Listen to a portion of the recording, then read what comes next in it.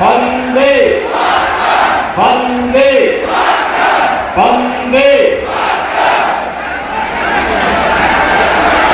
मंच पर उपस्थित भारतीय जनता पार्टी के लोकप्रिय प्रत्याशी, कन्नौज लोकसभा क्षेत्र से सांसद पद के हमारे प्रत्याशी और सांसद श्री सुब्रत पाठक जी, प्रदेश सरकार के समाज कल्याण विभाग के मंत्री श्री असीम अरुण जी, महिला मोर्चा की प्रदेश के अध्यक्ष और माननीय सांसद श्रीमती गीता साक्य जी, हमारे माननीय विधायकगण श्री कैलाश राजपूत जी, श्रीमती अर्चना पांडे जी, श्रीमती पूनम संघवार जी, जिला पंचायत अध्यक्ष श्री माखन सिंह राजपूत जी, दुनिया के सबसे बड़े लोकतंत्र के लिए हम सबको चुनाव करना है और कन्नौज को चतुर्थ चरण में अवसर प्राप्त हो रहा है। बहनों भाइयों, मैं आप सबका आभारी हूं कि 2019 में एक महागठबंधन को तोड़ करके आपने जुझारू नेता को अपना सांसद बना करके देश की संसद में भेजा। सांसद कैसे होना चाहिए? एक सांसद के रूप में संसद से लेकर के संसदीय क्षेत्र तक उनकी उपस्थिति आपके बीच में रहे। और बहनों भाइयों, ऐसे लोगों को जो सुख में दुख में सम और विषम परिस्थिति में आपके साथ रहे, वही सच्चा नेता है, जनता का वही सच्चा सेवक है। और श्री सुब्रत पाठक ने लगातार आपके बीच में रहकर के उपस्थिति का एक रिकॉर्ड बनाया है और इसीलिए आज हम सब एक बार फिर से भारतीय जनता पार्टी, निषाद पार्टी, अपना दल, राष्ट्रीय लोकदल, राजभर पार्टी, इन सब दलों ने मिलकर के समर्थन देकर के श्री सुब्रत पाठक को भारतीय जनता पार्टी ने अपना प्रत्याशी बना करके कन्नौज की जनता के लिए सेवा के साथ फिर से भेजा। बहनों भाइयों,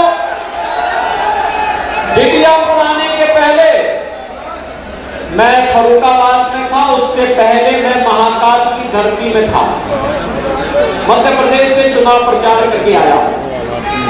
बहनों भाइयों, लोकसभा चुनाव के 2 चरण संपन्न हो चुके हैं। तीसरा चरण 7 मई को पूरा होने वाला है और पूरे देश के अंदर जो स्वर गूंज रहे हैं वह 2 ही प्रकार के हैं।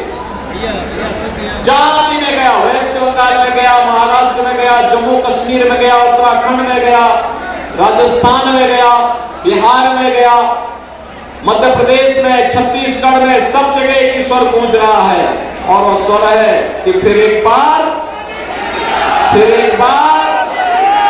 मोदी सरकार का। मैंने लोगों से पूछा, मोदी सरकार का स्वर क्यों गूंज रहा है, क्या कारण है? तो बहनों भाइयों, जब मैंने उनसे इस बारे में पूछा कि मोदी सरकार का मतलब, उन्होंने कहा मोदी जी को हम तीसरा कार्यकाल इसलिए देना चाहते हैं क्योंकि मोदी जी ने, इसलिए हम मोदी जी का समर्थन कर रहे हैं। सम्मान भी दिलाया है, सुरक्षा भी दी है, विकास भी कराया है, गरीब कल्याण कार्यक्रम के कार्यक्रमों में बढ़ाया है और इस सबसे बढ़कर के एक और कार्य हुआ है, वह जो राम को लाए हैं हम। आपके सहमत है ना? समाजवादी पार्टी के समय में अयोध्या में क्या होता था? गोलियां चलती थी राम भक्तों में। क्या होता था? गोलियां चलती थी और बोलते थे लोग कि परिंदा भी पर नहीं मार सकता। और अयोध्या में आप देख रहे होंगे